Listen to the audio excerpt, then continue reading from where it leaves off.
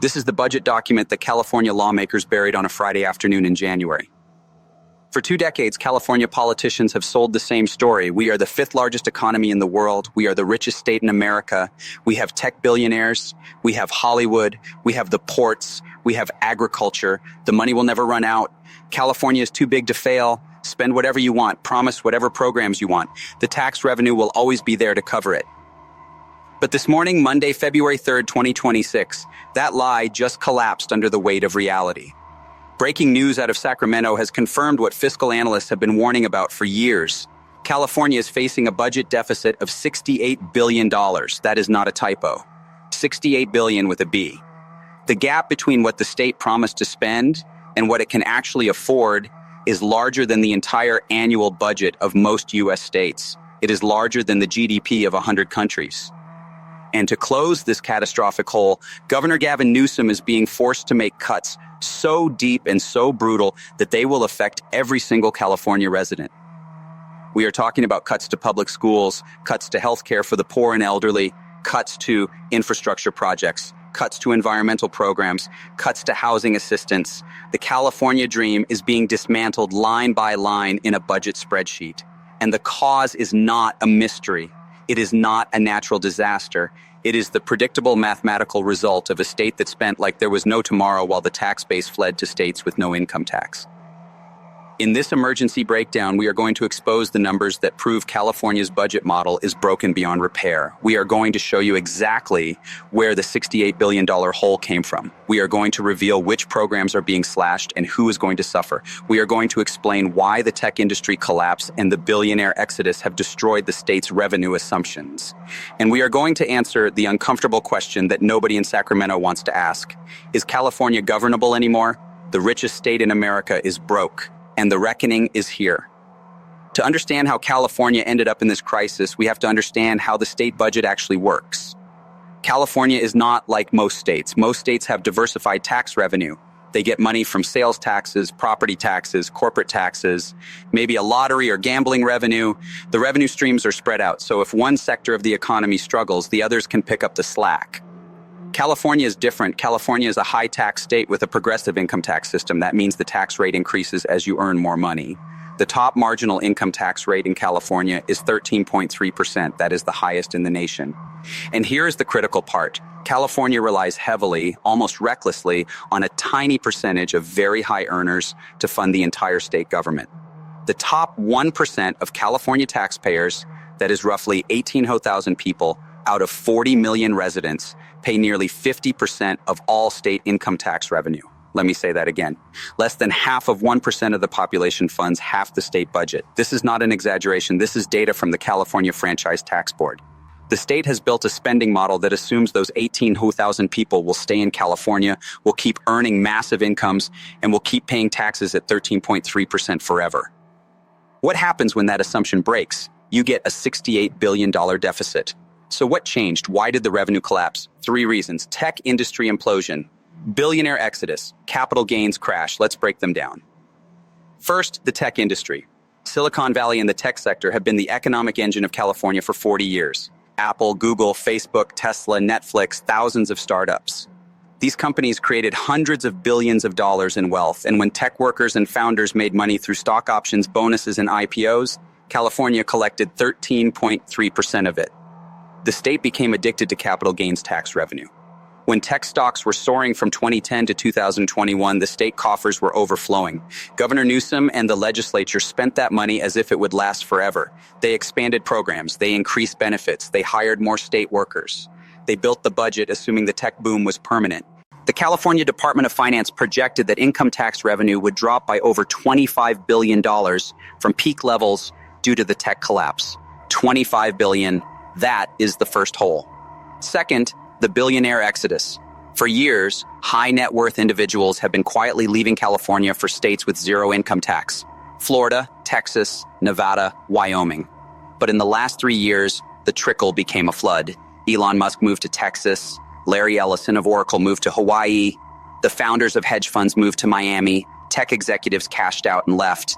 And when a billionaire leaves California, the tax impact is enormous. Let's do the math. If a California resident sells a company for $1 billion, the state collects 13.3% of that in capital gains taxes. That is $133 million from one person in one transaction. If that same person establishes residency in Florida before the sale, California gets zero.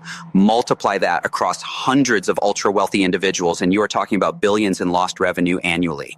The Franchise Tax Board data shows that California has experienced net outmigration of high-income earners for multiple consecutive years. The people leaving are not minimum wage workers. They are the millionaires and billionaires who are funding half the state budget, and they are not coming back. Third, the capital gains crash. Even the wealthy people who stayed in California are not making the same money. When the stock market crashes, capital gains taxes disappear. When venture capital dries up and startups stop going public, IPO-related taxes vanish. When real estate values drop and home sales slow down, transfer taxes and property-related revenue falls. California built its budget on the assumption that asset prices would go up forever. They did not. So you combine the tech crash, the billionaire exodus, and the capital gains collapse, and you get a revenue shortfall of tens of billions of dollars. The California Legislative Analyst's Office, which is nonpartisan, projects that income tax revenue will be $58 billion below the optimistic projections that were used to build the current budget, $58 billion. But wait, you said the deficit is $68 billion, not $58. Where did the extra $10 billion come from? Spending. Because while revenue was collapsing, spending kept increasing. State employee salaries and pensions are locked in by contracts and collective bargaining agreements. Medi-Cal, the state's healthcare program for low-income residents, is an entitlement. The costs go up every year due to inflation and enrollment growth. K through 12 education funding is guaranteed by Proposition 98, a constitutional amendment that requires California to spend a minimum percentage of the budget on schools. So even as revenue collapsed, the state was legally and contractually obligated to keep spending at previous levels.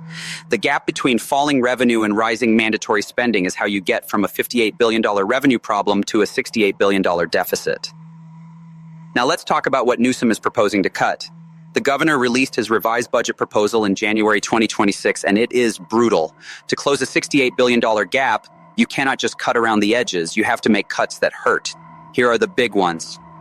Education. California's K through 12 schools are protected by Prop 98, but there are ways to reduce funding within the formula. Newsom is proposing to defer over $4 billion in education funding. That means schools will get the money eventually, but not this year. What does that mean in practice? It means school districts have to cut staff. Teachers get pink slips. Class sizes increase. After-school programs get eliminated. School maintenance gets deferred. Libraries close. The cuts are happening right now. The Los Angeles Unified School District, the second largest in the nation, announced layoffs of thousands of employees. San Francisco schools are closing campuses. This is a direct result of the state budget crisis. Higher education. The University of California and California State University systems are facing hundreds of millions in budget cuts. Tuition will likely increase. Enrollment might be capped. Programs will be eliminated. California promised accessible higher education to all residents. That promise is being broken because the money is not there. Healthcare. Medi-Cal, 18 million Californians, over one-third of the state's. It is the poor, the elderly, the disabled. New to cut reimbursement rates to doctors. What does that mean? Fewer Medi-Cal patients. Times will increase. Some people will access to care entirely. This delaying the expansion of undocumented immigrants, a program that was in effect this year. The universal health care in California just cutting room floor. Infrastructure. California, crumbling roads, aging bridges, system that is falling apart. Proposed billions in infrastructure to fix these problems. Those projects are canceled.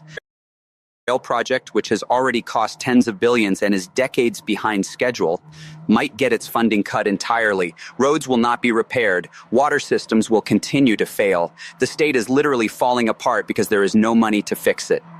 Climate and environmental programs. California has positioned itself as the national leader on climate change. Electric vehicle subsidies, renewable energy programs, wildfire prevention. These were supposed to be priorities. The budget cuts are gutting these programs. Wildfire prevention funding is being reduced, even as wildfires get worse every year. The irony is crushing. Housing assistance. California has a homeless crisis. Over 18,000 people are homeless in the state. Programs to build affordable housing and provide services to the unhoused are being cut. The problem will get worse, not better. So who is hurt by these cuts? Everyone, but not equally.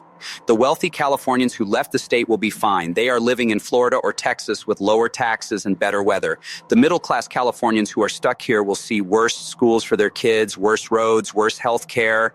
And the poor Californians who depend on state services will be devastated. Medi-Cal cuts, housing cuts, education cuts, these are existential for low-income families. This is the cruelty of California's budget model. The state relies on the rich to fund services for everyone. When the rich leave, the services collapse. And the people who cannot afford to leave are the ones who suffer. But here is the part that should terrify every California taxpayer. The $68 billion deficit is not a one-time problem. It is structural. The California Legislative Analyst's Office projects that the state will face deficits for the next several years unless something fundamental changes. The spending obligations are locked in by law and contracts. The revenue is dependent on a volatile tax base that is fleeing the state. This is not a budget crisis. This is a death spiral. What are the options to fix this? There are only three: cut spending, raise taxes, or borrow money. Let's look at each. Cut spending. As we just discussed, the governor is proposing massive cuts. But even with all these cuts, the deficit is not closed. To balance the budget purely through spending cuts, California would have to eliminate entire departments, shut down universities, stop funding healthcare. That is politically impossible and morally unacceptable. So cuts alone will not solve this. Raise taxes. California already has the highest income tax rate in the nation. The sales tax in some cities is over 10%. Property taxes are high. Corporate taxes are high. Gas taxes are among the highest in the country. How much higher can you go before you drive even more people and businesses out of the state? Every time California raises taxes, more high earners leave. And when they leave, revenue goes down, not up. This is the Laffer curve in action. California is on the wrong side of it. Borrow money. The state could issue bonds and borrow to cover the deficit, but California already has over $500 billion in debt and unfunded liabilities when you include pensions and retiree health care. Adding another $68 billion in debt would be reckless. And who is going to lend to a state that is in a fiscal death spiral? The interest rates would be punitive. The credit rating agencies are already threatening downgrades. So if cuts are not enough, taxes are maxed out, and borrowing is unsustainable, what is left? The answer is uncomfortable. California might not be fixable under the current model. The state has made promises it cannot keep. It has built a spending structure that requires a tax base that is leaving. The math does not work. Some economists radical solutions. One is to cap state spending, a genuine rainy day fund that cannot be rated by politicians. California has a rainy day that is too small and it is already being to cover current deficits. A fund would need to be constitutional. Rules about when it can be used. Proposal is pension reform. Employee pensions are massively. The state owes hundreds of billions to current and future retirees. Pension costs are eating up a larger the budget every year. Reform reduce future liability, but the public employees are the most powerful political force. They will fight pension cuts to the and Gavin Newsom depends on union. Pension reform is politically dead on our. Third proposal is to divert base. Stop relying so heavily on taxes from the top 1% tax. Maybe institute a wealth transaction tax, but every more people out of state. Trap. The most honest nobody wants to say out loud, California. It needs to reduce the scope of state government. It needs programs. It needs to lower The state has tried to be everyone: universal health care, free college, speed rail, sanctuary, green energy mandates, home. The wish list is infinite. Is not. California choose what it can actually afford and abandon the rest. But that requires political courage that does not exist in Sacramento. So what happens next? In the short term, Newsom will push through his budget with cuts. Schools will suffer, healthcare will suffer, infrastructure will crumble. The people who can afford to leave will leave. The people who cannot afford to leave will be stuck in a declining state with worse services and higher taxes. In the medium term, the deficit will come back next year and the year after that. The cuts will get deeper. The services will get worse. In the long term, California faces a choice. Either fundamentally restructure the government and the tax system, or continue the decline into insolvency. There is a historical precedent for this. In the 1970s, New York City went bankrupt. The city could not pay its bills. The federal government refused to bail them out. President Ford famously told New York to drop dead. The city had to cut services, lay off workers, and accept state control of its finances. It was humiliating and painful, but it forced the city to reform. New York eventually recovered, but it took a decade, and the city was never the same. California is too big to be bailed out by the federal government. If the state goes into a true fiscal crisis, there is no rescue coming. The state would have to impose austerity on itself, cut spending by 30 or 40%, lay off hundreds of thousands of state workers, close schools and hospitals. It would be a humanitarian disaster, but it might be inevitable if the current trajectory continues. Let's talk about the political angle. Gavin Newsom has presidential ambitions. He wants to run for president, possibly in 2028. But how do you run for president when your state is collapsing? The $68 billion deficit is a political albatross. Republicans will use it to attack Democratic governance. They will say, look at California, high taxes, massive spending, and they are still broke. Is that what you want for America?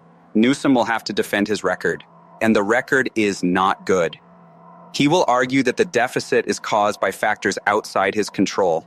The tech crash, the Federal Reserve, the pandemic, inflation. And there is some truth to that, but he was also governor when the spending increased. He signed the budgets, he expanded programs, he made promises. He owns this. The other political problem is that Newsom cannot blame the legislature. California is a one-party state. Democrats control the governorship, the state assembly, the state senate, and every statewide office. There is no Republican opposition to blame. This is a Democratic budget crisis in a Democratic state. The party cannot deflect responsibility. But here is the deeper issue. This is not just about Gavin Newsom. This is about the viability of the California governing model. For 30 years, California has been the laboratory for progressive policies, high taxes on the rich, expansive social programs, environmental regulations, sanctuary policies. The idea was that you could tax the wealthy to fund a generous welfare state and everyone would benefit.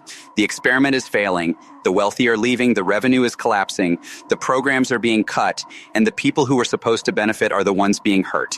If California, the richest state with the most resources and the most progressive policies, cannot make this model work, what does that say about the model? Other blue states are watching. New York has similar problems. Illinois has similar problems. New Jersey has similar problems. They all have high taxes, large public sectors, unfunded pensions, and wealthy people leaving. The California crisis is a preview of what is coming for them. Now let's talk about what this means for ordinary Californians. If you are a parent with kids in public school, your child's class size is about to get bigger. Programs will be cut. Teachers will be laid off. The quality of education will decline. If you are low income and rely on Medi-Cal, your access to healthcare is about to get harder. Wait times will increase. Fewer doctors will accept you. If you are middle class and use the roads, they are about to get worse. Potholes will not be filled. Bridges will not be repaired. If you are a state employee, layoffs are coming. If you are a college student, tuition is going up and programs are being cut. But here's the most infuriating part. The politicians who caused this crisis will not face the consequences. Gavin Newsom will not lose his salary. State legislators will not lose their pensions. The bureaucrats who mismanaged the budget will not be fired. The pain will be borne by the people who had no say in the decisions. Teachers, students, patients, taxpayers. They will pay the price for Sacramento's incompetence. So what should you do? If you are wealthy enough to leave California, consider it. The state is going to keep raising taxes to try to fill the budget hole. If you have the option to move to a state with no income tax, the savings will be enormous. If you are middle class and stuck here, prepare for worse services. Budget accordingly. Do not depend on the state. If you are a business owner, think very carefully about expanding in California. The tax and regulatory environment is only going to get more hostile as the state gets more desperate for revenue. And if you are a voter, understand that this crisis is the result of choices made by the politicians you elected. They promised you everything. They told you the rich would pay for it. They lied. The bill is now due, and you are the one holding it. If you keep electing the same people, you will keep getting the same results. Insanity is doing the same thing over and over and expecting a different outcome. California is insane. Here is the final brutal truth. California was once the symbol of the American dream. the Golden State, the land of opportunity, the place where anyone could come and build a life. That California is gone. It has been replaced by a high-tax, high-cost, poorly governed state where the middle class is being squeezed out, the poor are dependent on collapsing programs, and the rich are fleeing to other states. The California dream has become the California nightmare. The $68 billion deficit is not just a number on a spreadsheet. It is a symbol. It is proof that the current system is broken. It is a warning that the trajectory is unsustainable. And it is a preview of the future if nothing changes. More cuts, more taxes, more people leaving, more services failing. The doom loop accelerates. Gavin Newsom can give all the speeches he wants. He can blame Republicans, he can blame the rich, he can blame climate change, but the math does not care about speeches. The deficit is real, the cuts are real, the pain is real, and the politicians who caused this will never admit they were wrong. Subscribe if you want the truth about California's collapse. Share this with everyone you know who lives in this state, because the mainstream media is not going to tell you how bad this really is. They will run interference for Newsom. They will spin the cuts as necessary and responsible. They will ignore the fact that the entire budget model is broken. But you deserve to know the truth. California's broke, the promises were lies, the bill is due, and you are the one who has to pay it. The $68 billion deficit is just the beginning. Next year it will be bigger, and the year after that, until the state finally admits what everyone already knows. The California model failed, and the Golden State is tarnished forever.